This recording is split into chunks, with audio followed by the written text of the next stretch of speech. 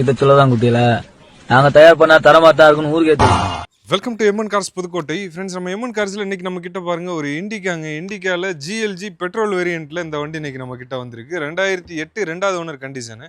வண்டிக்கு எஃப்சி 2028 ஜனவரி வரையும் கரண்ட்டில் இருக்குது. இன்சூரன்ஸும் இன்னும் ஒரு 2 மாதம் கரண்ட்டில் இருக்குது. வண்டியோட பாடி லைனு, வண்டியோட இன்ஜினு, சஸ்பென்ஷனு, ஸ்டேரிங் எல்லாமே சூப்பராக இருக்கும். இண்டிகா நம்ம மோஸ்ட்லி கொண்டு வர மாட்டோம், நல்ல வண்டி கிடைச்சா மட்டும் கொண்டு வருவோம். அந்த மாதிரி இந்த வண்டி இன்னைக்கு நம்ம கிட்ட வந்திருக்கு. TN 22 BZ 3371 வண்டி நம்பரு. வண்டியோட பாடி லைன் குவாலிட்டி பாருங்க எந்த அளவுக்கு இருக்குன்றத வீடியோவில் உங்களுக்கே தெரியும் கிளியரா. ஒரு தெளிவான குவாலிட்டியில் இருக்கும். வண்டியோட பாடி மட்டும் கிடையாது, வண்டியோட இன்ஜினு, சஸ்பென்ஷனு, கிளச்சு, பிரேக்கு எல்லாமே நல்லா இருக்கும். வண்டி எடுக்கிறவங்க அப்படியே ஓட்டிக்கிற கண்டிஷனில் ஒரு தெளிவான குவாலிட்டியில் ஒரு இண்டிகா கொண்டு வந்திருக்கோம். அதுவுமே லோ பட்ஜெட்டில்.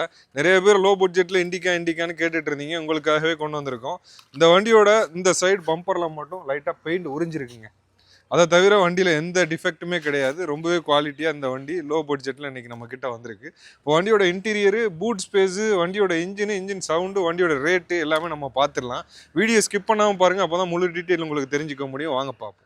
வண்டியோட டோர் பேட் சைடு பாருங்கள், டோர் எல்லாமே தெளிவாக இருக்குது. அது மட்டும் இல்லாமல் வண்டியோட டேஷ்போர்டோட கண்டிஷன்லாம் பாருங்கள், தெளிவாகவே இருக்கும். இந்த வண்டி ஓவரால் ஓடி இருக்க கிலோமீட்ரு 99,688 கிலோமீட்டர் ஓடி இருக்குது. ஏசியெல்லாம் சூப்பராக ஒர்க்கிங் கண்டிஷன்லேயே இருக்குது.